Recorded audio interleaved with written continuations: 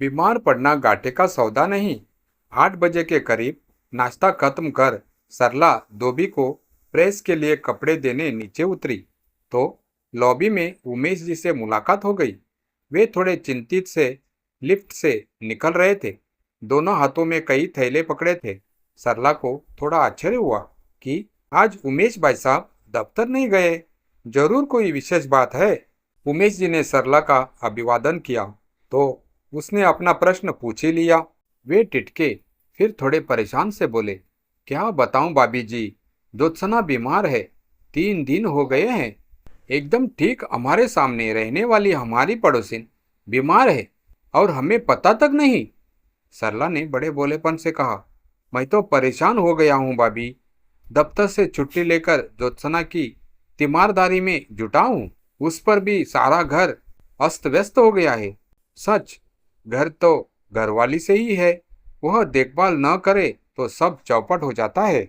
उमेश जी के स्वर में मन की गहन पीड़ा व्याप्त थी। मेरे लायक कोई सेवा हो तो बताइए, सरला ने औपचारिकतावश कह दिया। जरूर बताएंगे भाभी जी। अरे, इस तरह के सुख दुख में पड़ोसी ही काम आते हैं, कहते हुए उमेश जी अपने फ्लैट में घुस गए। सरला प्रेस वाले को कपड़े देकर ज्योत्सना को देखने चली गई। करीब घंटा वह बैठकर जब लौटी तो उसका मन उदास और अशांत था। अब उसके अंदर में केवल एक ही महत्वाकांक्षा थी कि काश वह बीमार भी पड़ जाती। ज्योत्सना क्या शान से पलंग पर लेटी थी। हर समय फोन पर नोटिफिकेशन की घंटी बज रही थी। कितने ठाठ से वह अपने पति से सेवा करा रही थी। उमेश जी मौसमी का जूस उसे अपने हाथों से पिला रहे थे। ज्योत्सना की 2 सहेलियां उससे मोबाइल पर चैट कर रही थी। सिरहाने रखी मेज पर दवाइयां, ग्लूकोज और पीने का पानी रखा था। यह कहानी एक घरेलू महिला की आंतरिक मनोस्थिति, अपेक्षाओं और भावनात्मक धुंध का दर्शाती है, जो एक सामान्य घटना के माध्यम से समाज में स्त्रियों की भूमिका और रिश्तों की सूक्ष्मता पर गहराई से सोचने को प्रेरित करती है। सरला की आंखों के सामने बार बार ज्योत्सना की वह छवि घूम रही थी। हल्की गुलाबी चादर ओढ़े हुए, चेहरे पर हल्की थकान और उस पर भी एक आत्मविश्वास से लिपटी मुस्कान। उमेश जी उसकी देखभाल में जैसे लगे थे, वैसा समर्पण तो सरला ने पिछले 20 वर्षों में कभी अनुभव ही नहीं किया था। जो ही सरला घर लौटी, उसने अपने कमरे का दरवाजा बंद किया और पलंग पर लेट गई। मन में एक अजीब सी हलचल से उबर उठा। वह बीमार नहीं थी, लेकिन उसके मन में एक अजीब सी इच्छा घर करने लगी थी कि काश उसे भी बुखार हो जाए, कोई सिर दर्द हो जाए, बस थोड़ी सी कमजोरी हो जाए, ताकि कोई तो पूछे कैसी हो। उसका जीवन हर दिन एक सी पुनरावृत्ति बनकर रह गया था। सुबह सबके उठने से पहले उठना, बच्चों के लिए नाश्ता बनाना, पति के लिए कपड़े तैयार करना, फिर सफाई, कपड़े, सब्जी, और ये सब करते करते शाम हो जाती है। कोई पूछता भी नहीं, थक तो नहीं गई। आज जब उसने देखा कि ज्योत्सना को बीमारी ने कुछ पल के लिए खास बना दिया है, तो उसे लगा शायद जीवन में यही तो वह पलों की तलाश कर रही थी। रात को जब रवि ऑफिस से लौटे तो सरला ने उसे पानी दिया और धीरे से कहा, आज दिन कुछ भारी सा लग रहा है, शायद बुखार सा है। रवि ने सरसरी नजर से उसकी ओर देखा। माथा छुआ, कुछ नहीं है, दिन भर काम करोगी तो ऐसा लगेगा ही। थोड़ा आराम कर लो, चलो चाय बना दो। बस वही पुराना उत्तर। सरला चुपचाप रसोई की ओर बढ़ गई। चाय बनाते हुए उसकी आंखें नम हो आई। क्या सचमुच बीमार होना भी एक विशेष अधिकार बन गया है, जो प्यार, देखभाल, अपनापन वह बिना मांगे चाहती थी, वह तो अब बीमारी के बहाने ही मिल सकता है। अगले दिन सुबह सरला ने सोने का नाटक किया, अलार्म बंद कर दिया और चुपचाप आंखें मूंद ली। रवि ने उठते ही आवाज लगाई, सरला, चाय मिलेगी? कोई उत्तर नहीं। रवि फिर आया, क्या हुआ, उठी नहीं अभी तक? सरला ने धीमे स्वर से कहा, शरीर टूट रहा है, शायद बुखार है। रवि थोड़ा झुंझलाया, अब यह समय भी है बीमार होने का? आज ऑफिस में मीटिंग है, बच्चों को स्कूल भी जाना है।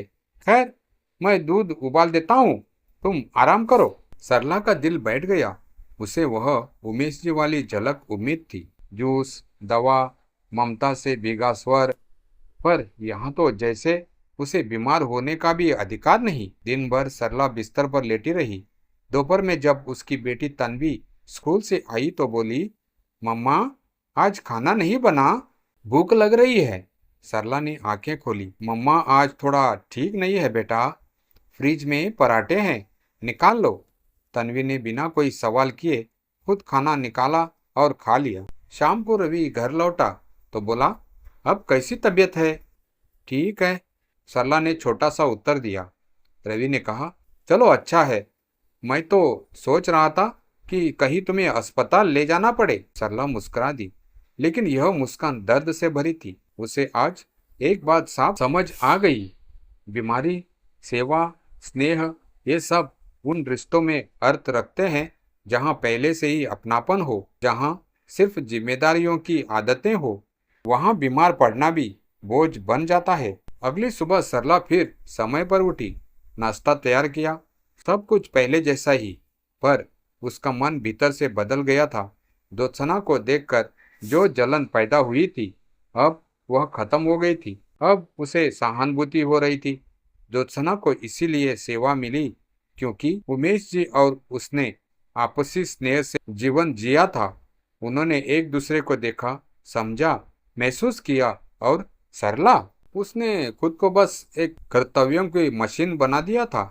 सबके लिए सब कुछ करती गई, पर कभी यह जताया ही नहीं कि उसे भी स्नेह चाहिए। उस दिन सरला ने एक छोटी सी बात की। दोपहर में रवि को फोन किया। कैसे हो? उसने पूछा।